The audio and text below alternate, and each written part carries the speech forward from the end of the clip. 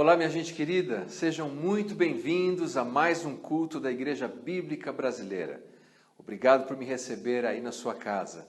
Que alegria celebrar com você esse domingo tão especial de Páscoa em que teremos a ceia do Senhor.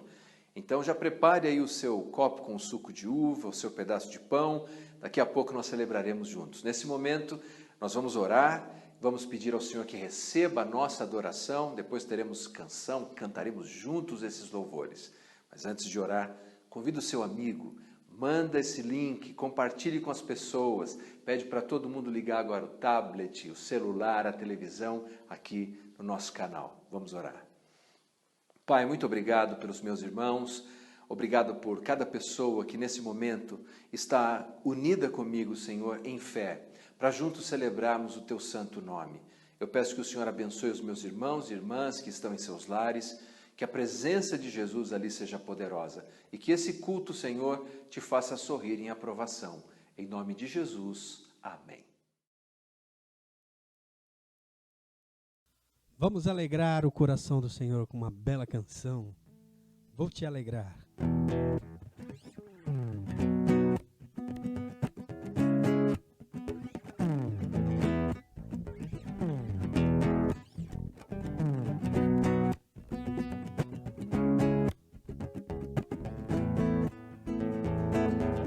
Renda-te perante os homens, perante tudo.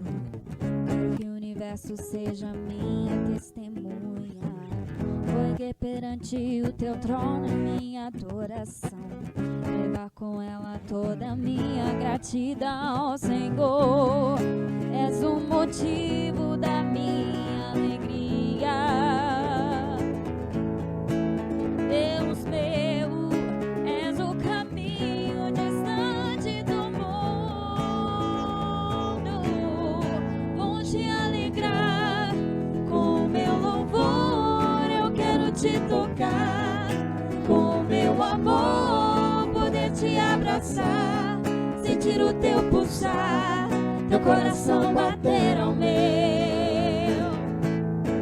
Vou te alegrar com meu louvor, eu quero te tocar com meu amor, poder te abraçar, sentir o teu pulsar, teu coração bater ao meu. Me renda-te perante os homens, perante tudo. Quero que o universo seja minha testemunha. Vou erguer perante o teu trono minha adoração e levar com ela toda a minha gratidão, Senhor. És o motivo da minha alegria, Deus meu, és o caminho distante do mundo. Vou te alegrar com meu louvor, eu quero te tocar com meu amor, poder te abraçar, sentir o teu pulsar, teu coração bater ao meu. Vou te alegrar com meu louvor, eu quero te tocar com meu amor, poder te abraçar, sentir o teu pulsar, teu coração bater ao meu. Te amo, te adoro, me prostro pra te adorar, te alegrar. Te amo, te adoro, me prostro pra te adorar, te alegrar. Vou te alegrar com meu louvor, eu quero te tocar com meu amor, poder te abraçar, sentir o teu pulsar, teu coração bater ao meu. Vou te alegrar com meu louvor, eu quero te tocar com meu amor. sentir o teu pulsar, teu coração bater ao meu.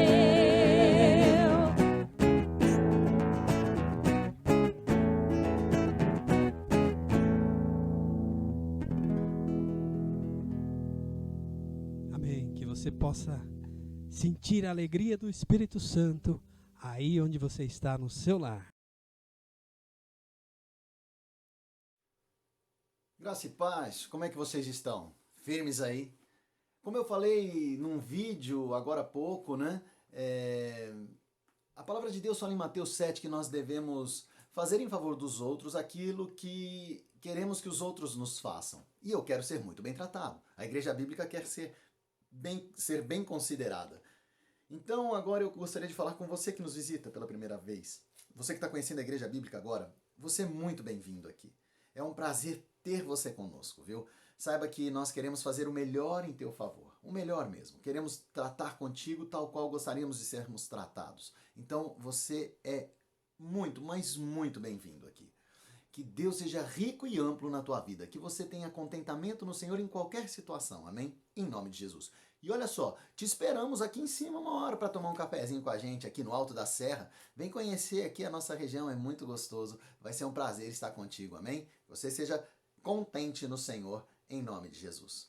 Agora eu queria falar rapidamente com os irmãos sobre as ofertas. E nós temos visto quão fiéis vocês têm sido. Mesmo à distância, vocês têm ido lá e mantido a fidelidade nos dízimos e nas ofertas. E é isso mesmo, assim temos que seguir.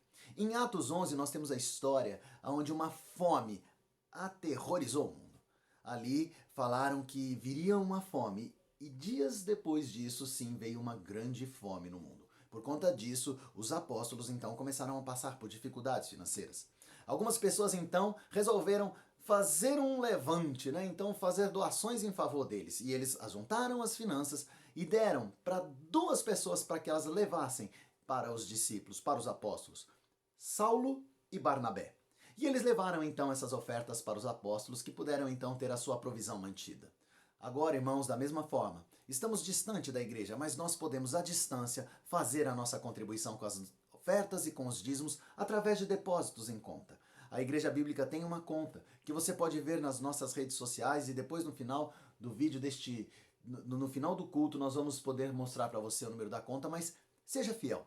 Mantenha a tua fidelidade nos dízimos e nas ofertas, que em nome de Jesus, esse tempo vai passar rapidamente. E nós, como corpo muito bem unido, perseveramos e ficaremos firmes nas provisões do Senhor. Em nome de Jesus, que você tenha um dia abençoado, uma semana repleta no Senhor, juntos para a honra e glória do Pai.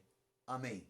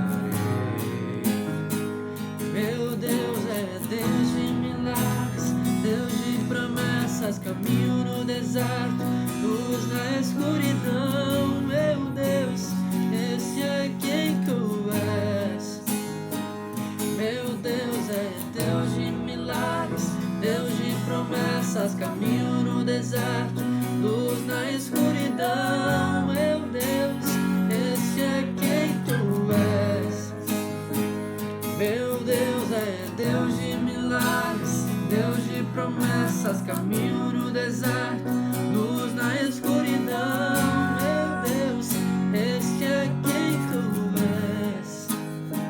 Estás aqui, tocando os corações. Te adorarei, te adorarei. Estás aqui, curando multidões. Te adorarei, te adorarei.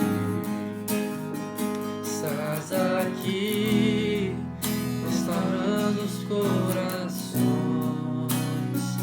Te adorarei, te adorarei. Estás aqui, transformando histórias. Te adorarei, te adorarei. Meu Deus é Deus de milagres, Deus de promessas, caminho no deserto, luz na escuridão. Meu Deus, este é quem tu és. Meu Deus é Deus de milagres, Deus de promessas, caminho no deserto, luz na escuridão. Meu Deus, este é quem tu és. Restaura os corações, tu és a resposta. Jesus, enxuga as lágrimas, escolhe os corações. Tu és a resposta. Jesus, enxuga as lágrimas, restaura os corações. Tu és a resposta. Jesus, meu Deus é Deus de milagres, Deus de promessas, caminho no deserto, luz na escuridão. Meu Deus, este é quem tu és. Meu Deus é Deus de milagres, Deus de promessas, caminho no deserto, luz na escuridão. Meu Deus, este é quem tu és. Meu Deus é Deus de milagres, Deus de promessas, caminho no deserto, luz na escuridão. Meu Deus, esse é quem tu és.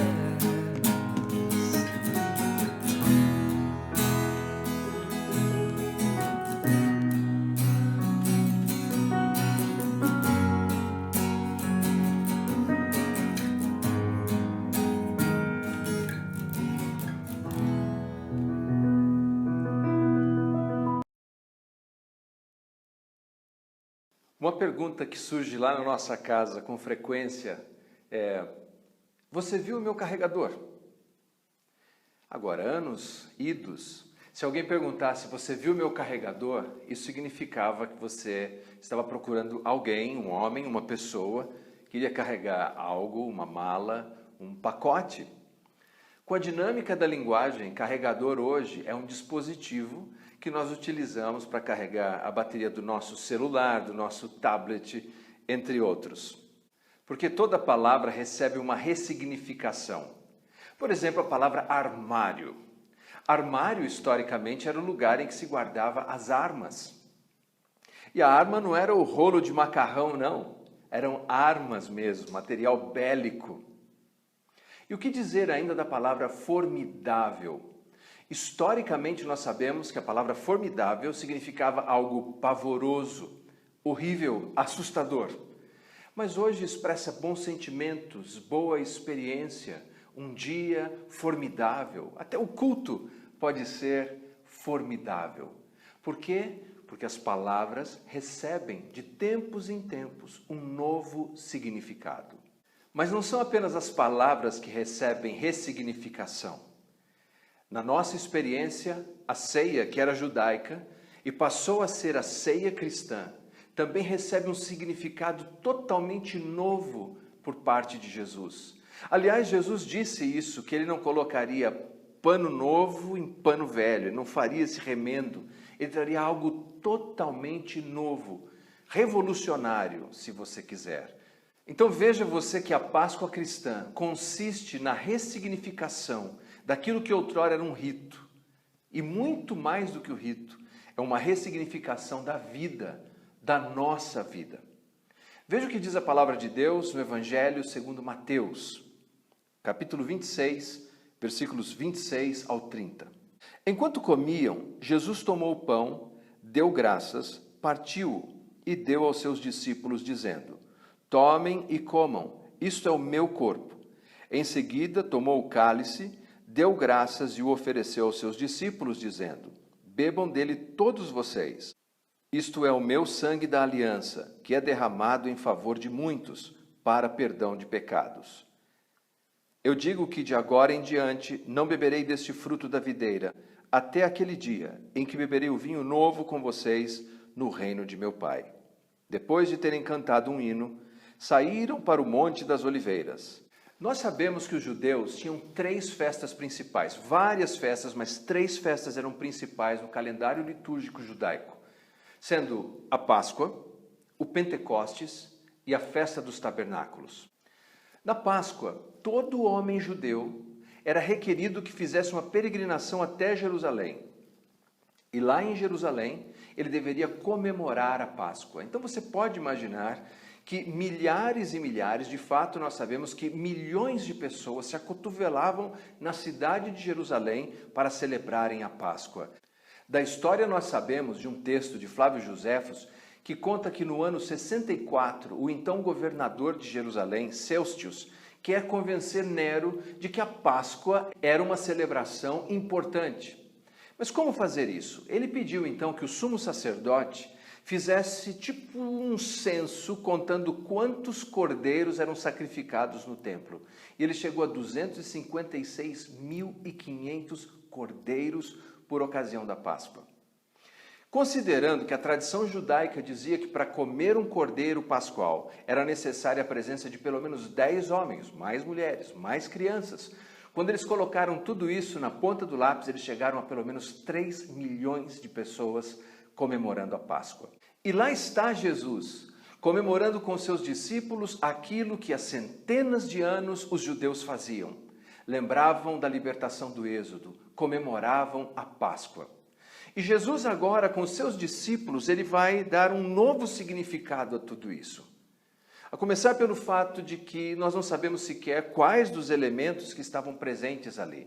Ao longo dos anos, a tradição judaica foi inserindo novas coisas. Por exemplo, 4 cálices, 5 cálices, um cálice para Elias, um cálice da redenção, um cálice da libertação, um cálice da gratidão. Nós não sabemos, de fato, se Jesus tinha ali consigo todos esses cálices. Eles tinham ervas amargas, o cordeiro pascual, eles tinham uma massa feita de maçã e outros frutos, canela. Essa massa lembrava da época em que eles amassavam o barro e serviam como escravos lá no Egito. O que nós sabemos é que Jesus apanha 2 desses elementos da ceia, o pão e o sumo da uva. Jesus ressignificou o rito da ceia. Quando ele apanha o pão, quando ele apanha o sumo da uva, e ele diz: esse é o meu corpo, esse é o meu sangue que é dado por vocês. É claro que Jesus está fazendo uma referência simbólica, afinal de contas o corpo dele ainda não havia sido entregue na cruz e nem o seu sangue havia sido derramado. Mas ele dizia: assim como esse pão está sendo entregue a vocês, assim como o sumo da uva está sendo entregue a vocês, o meu corpo, o meu sangue será entregue por vocês. E o sentido que Jesus dá, que é muito mais profundo do que aquele, é que os judeus viam apenas, especialmente no dia da Páscoa, a possibilidade de mais uma vez se verem livres de estrangeiros. Eles viam a Páscoa como um livramento político, cultural, econômico. Eles imaginavam que o Messias desembainharia sua espada, venceria os romanos e Israel assumiria sua posição de nação real sobre todo o mundo gentílico. Mas Jesus vem com uma informação muito mais importante e profunda. Jesus diz que vem para remir-nos dos nossos pecados, que o seu sangue será derramado para o perdão dos pecados. Eu sei que hoje em dia falar de pecado não é algo que faça muito sentido. As pessoas brincam com o pecado, contam anedotas sobre o pecado, zombam do pecado, acham cafona falar do pecado. Pastores não falam sobre pecado. Mas o fato é que a degradação que nós vivemos em todas as esferas é causada pelo pecado. Aquilo que faz com que você, no seu casamento, tenha conflitos e chorem e se amargurem é o pecado. Aquilo que faz com que você sinta inveja do outro e não consiga nem dormir direito pensando na inveja ou nos ciúmes, naquela crise interior, pecado. Aquilo que faz com que eu e você soframos de uma ansiedade insuportável, sem levar em consideração qualquer outros elementos físicos, mas a meramente existencial, é um pecado, é uma insegurança, é não confiarmos em Deus e colocarmos o nosso temor em tantas outras coisas. É pecado. O pecado está por trás de cada corrupção, de cada estupro, de cada canalice. A boa notícia é, Jesus disse, o meu sangue vai livrar vocês do pecado. E sabe, ao longo dos anos eu tenho visto isso. Os jornais não falam a respeito, os noticiários não apresentam. Mas eu tenho testemunhado homens e mulheres pelo mundo afora, totalmente transformados, totalmente perdoados, redimidos, livres da força e do poder do pecado. Mas Jesus também ressignificou a vida quando ele centralizou na sua pessoa aquela celebração. Quando ele disse, vocês vão fazer isso em memória de mim. Convenhamos, qualquer pessoa que diga, olha, eu quero que vocês se reúnam regularmente e fiquem se lembrando de mim, façam em memória de mim, bebam, comam em memória de mim, a menos que essa pessoa tenha muita certeza da sua identidade, nós estamos falando de um megalomaníaco, nós estamos falando de alguém que tem uma mania de grandeza insuportável. Mas esse não é o caso de Jesus. Ele não disse apenas para lembrarmos da sua morte e da sua ressurreição. Ele disse, façam em memória de mim, lembrem-se de mim. E não é o que precisamos? Não é isso que dá um novo significado para a vida? Quando enfrentamos a tempestade e lembramos em memória de Jesus, lembramos de Jesus que Ele está no nosso barco, quando lembramos que Ele pode, com uma palavra de ordem, acalmar a mais severa tempestade, nós encontramos tranquilidade e paz. Quando enfrentamos a dolorosa perda de alguém que amamos e nos lembramos da palavra de Jesus dizendo, eu sou a ressurreição e a vida, quem crê em mim jamais morrerá, nós encontramos consolo. Quando nós passamos por privacidade e nos falta, ou temos a escassez do pão na mesa, quando enfrentamos tamanha dificuldade, nós nos lembramos que Jesus alimentou uma multidão com um punhado de pães e peixes. E isso nos traz de novo esperança. É em memória de Jesus que a vida toma um significado totalmente novo. É quando colocamos a nossa esperança e confiança lembrando de quem Ele é que temos certeza de que a vida tem um novo significado. É por isso que ao comermos do pão, ao bebermos do cálice, em memória do Senhor, a vida tem um novo significado, tem um novo sentido. Quando nos sentimos exaustos, cansados, e quem não se sentiu assim? Quem não se sentiu totalmente desanimado? E nos lembramos das palavras de Jesus dizendo, vem a mim, você que está cansado, você que está se sentindo sobrecarregado, venha a mim e eu te aliviarei. Jesus dá um novo significado, eles não deveriam apenas lembrar do êxodo, eles deveriam lembrar dessa passagem, que a vida agora tem outro sentido, porque Jesus é o caminho, a verdade, a vida. Assim Jesus, na ceia, ele dá uma ressignificação ao sentido do que é celebrar isso. E terceiro, Jesus ressignificou a aliança. Mas o que é uma aliança? Nós sabemos que a aliança é um acordo entre duas partes, não exatamente como os contratos que nós temos hoje. Mas, por exemplo, a Bíblia fala de várias alianças. Fala de uma aliança eterna, no livro aos Hebreus. Fala de uma aliança edênica, que acontece entre Deus e Adão. Fala sobre a aliança noética, entre Deus e Noé. Uma aliança entre Abraão e Deus, aliança abraâmica. Uma aliança entre Moisés e Deus, aliança mosaica. A aliança palestiniana, a aliança davídica e a nova aliança. Agora, a natureza das alianças, elas são variadas. Nós temos alianças condicionais e alianças incondicionais. Por exemplo, a aliança feita no Jardim do Éden, a aliança edênica, era uma aliança condicional. Se eles não comessem da árvore do conhecimento do bem e do mal, poderiam ficar no jardim de Deus e desfrutar de todas as bênçãos.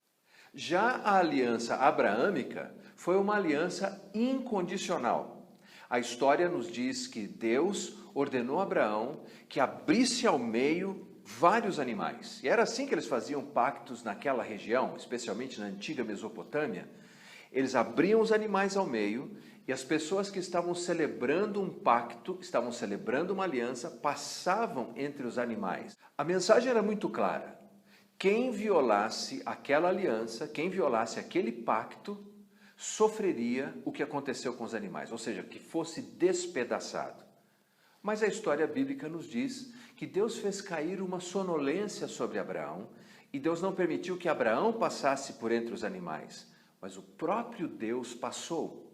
O que Deus estava dizendo era: Abraão, apesar de você, ainda que você erre, ainda que você falhe, ainda que você não faça as coisas direito, eu estou garantindo essa aliança. A aliança era unilateral. A aliança era incondicional. Por outro lado, a aliança mosaica e a aliança palestiniana, isso é, aquela de Moisés que diz assim: bendito serás no caminho, bendito serás na cidade, bendito será no campo, ou maldito será na cidade, maldito será no campo. Essa mensagem sintetizava o que nós chamamos de pacto suzerano. O pacto suzerano era quando um rei assumia o controle sobre um determinado povo e dizia para eles: aqui estão as regras, se você cumprir isso, eu vou fazer isso. Se vocês se comportarem bem, eu protejo vocês, eu ajudo vocês, eu vou alimentar vocês. Mas se vocês não obedecerem às minhas regras, tudo isso será tirado de vocês.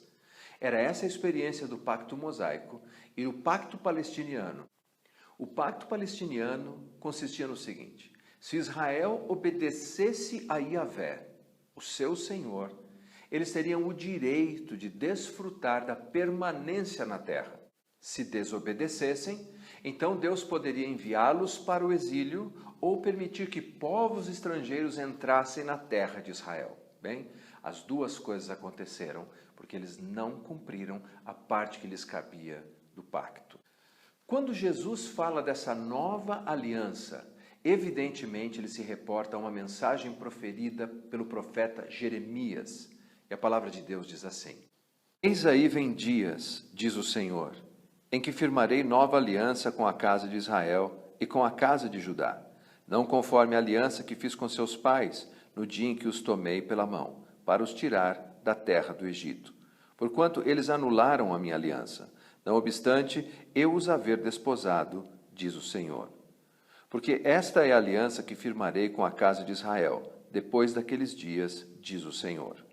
Na mente lhes imprimirei as minhas leis, também no coração lhes inscreverei, eu serei o seu Deus, e eles serão o meu povo, pois perdoarei as suas iniquidades e dos seus pecados jamais me lembrarei. Agora, essa aliança de Jeremias é uma aliança melhor que a antiga. Não porque a antiga tivesse qualquer problema de natureza sagrada.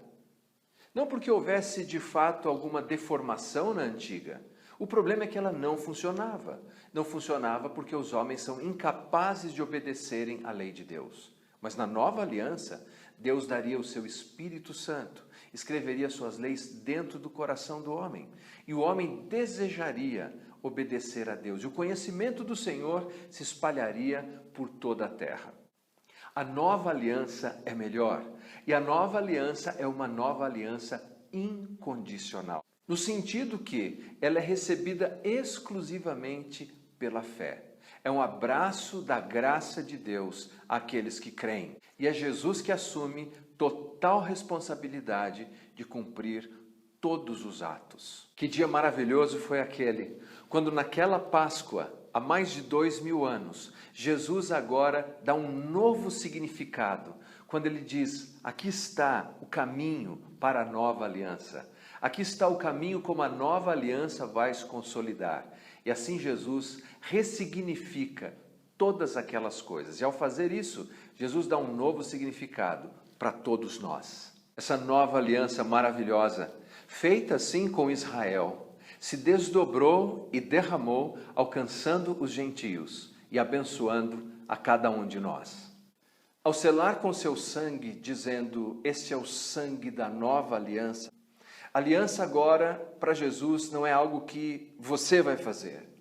É um pacto, não um contrato, mas um pacto em que Jesus diz, eu vou fazer. Assim como ele passa a apresentar o seu sangue, ele oferece, ele serve o seu sangue, ele serve o pão. Eles apenas tomam das mãos de Jesus aquilo que Jesus lhes dá. Note a dinâmica dos verbos. Jesus partiu o pão, tomou o pão, deu aos seus discípulos. É Jesus quem dá na nova aliança, é Jesus quem faz na nova aliança. E nós somos apenas recipientes dessa maravilhosa graça. É uma aliança totalmente fundamentada na doação do amor de Deus. É assim que vemos Jesus trazendo à lume aquilo que havia sido prometido pelos profetas de outrora, como Jeremias, que falava dessa nova aliança. Agora ali está, diante deles, tudo novo, tudo tem significado novo. A vida já não é mais como era. E nós podemos concluir que, nesse sentido, a vida cristã não é o que eu faço para Deus, mas é o que Deus faz por mim. É o Deus que dá o seu Filho, é o Filho que se entrega na cruz, é o Filho que nos doa do Espírito Consolador.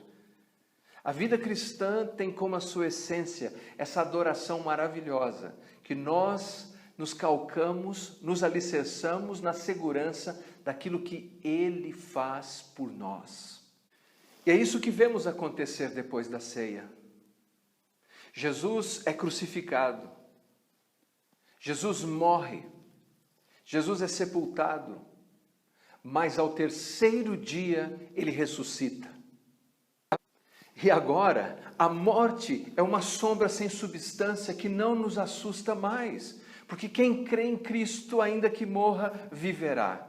Agora, o pecado é como se fosse uma cela que não mais tem trancas. Pela graça de Cristo, eu posso me livrar dele. Agora, o diabo, Satanás, ele agora é um inimigo derrotado, pisado, quebrado, humilhado.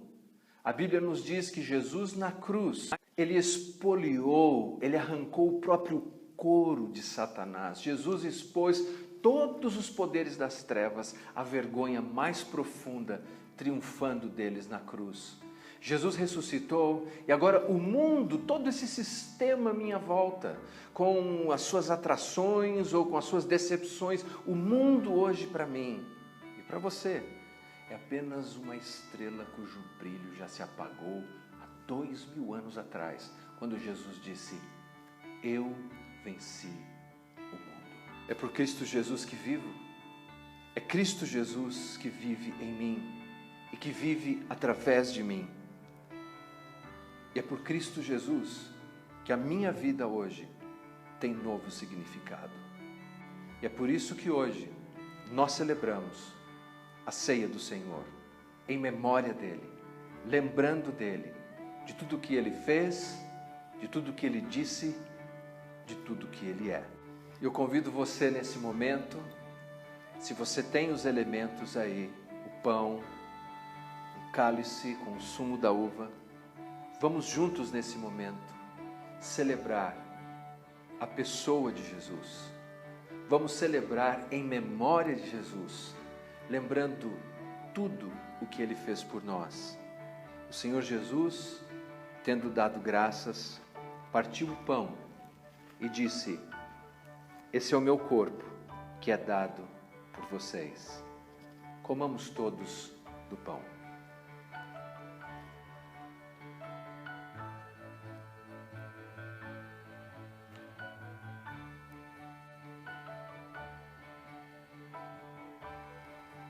Obrigado, Senhor, porque Teu Espírito Santo nos une a Jesus, ao corpo de Cristo, nos une uns aos outros.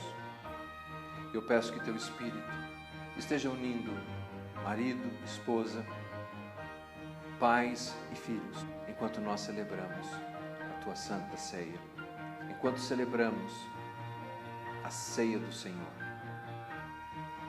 Semelhantemente, o Senhor tomou o cálice e disse: esse é o cálice da nova aliança feita no meu sangue, para o perdão dos pecados. Bebamos todos do cálice na certeza que hoje é apenas um homem comum, um pecador que segura o cálice. Mas em breve, quisera fosse hoje, será o próprio Senhor Jesus celebrando conosco. Bebamos até que o Senhor venha.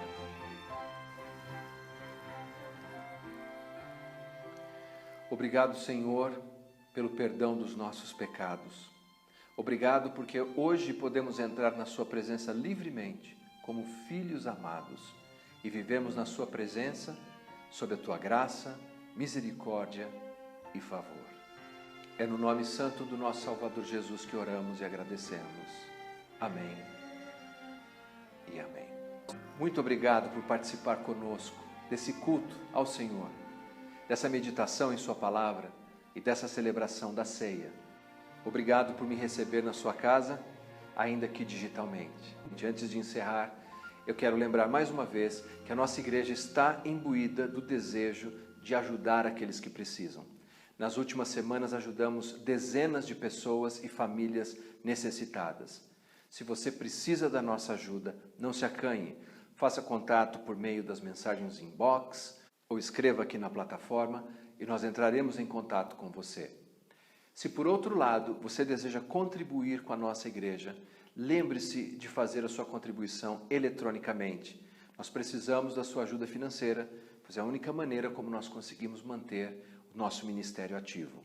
Muito obrigado pela sua generosidade, lembrando que os dados bancários estão aqui. Que o amor de Deus Pai, o Todo-Poderoso, que a graça infinita do Senhor Jesus Cristo, que a consolação e o encorajamento do Espírito Santo de Deus esteja sobre a sua vida, não somente hoje, mas para todos sempre. Amém.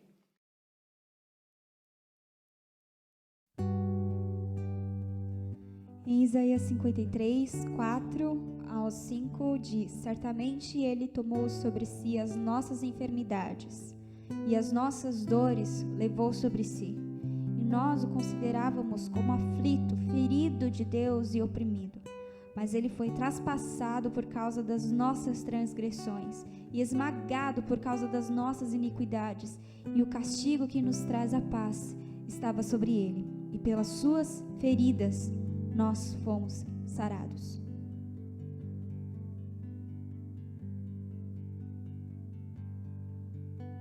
A criação chorou, o sol se apagou, o nosso Salvador entregue, seu corpo ali na cruz, seu sangue derramou e carregou os meus pecados.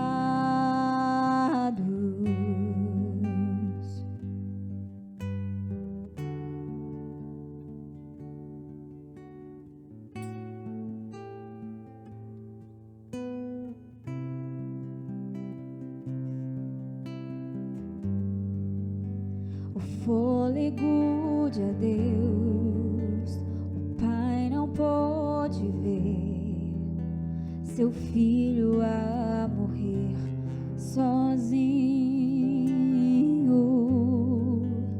As trevas com morte aconteceu, a morte ele venceu para sempre. O chão estremeceu, a pedra removeu, a cruz não derrotou meu Salvador. Ó morte, onde está o teu aguilhão? Jesus ressuscitou e pra sempre exaltado, pra sempre elevado, pra sempre ele reina, vivo está, vivo está.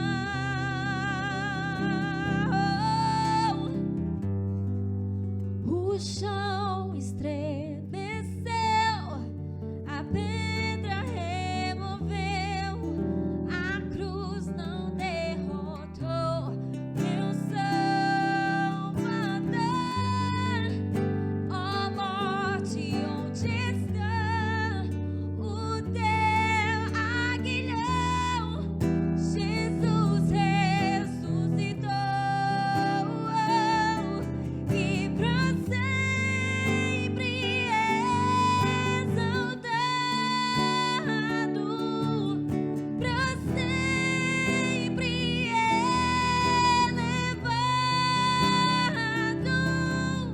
pra sempre ele reina, vivo está,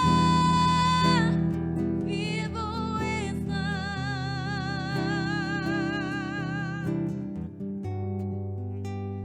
Cantamos aleluia, cantamos aleluia, cantamos aleluia. O Cordeiro venceu. Cantamos aleluia, cantamos aleluia, cantamos aleluia. O Cordeiro venceu. Cantamos aleluia.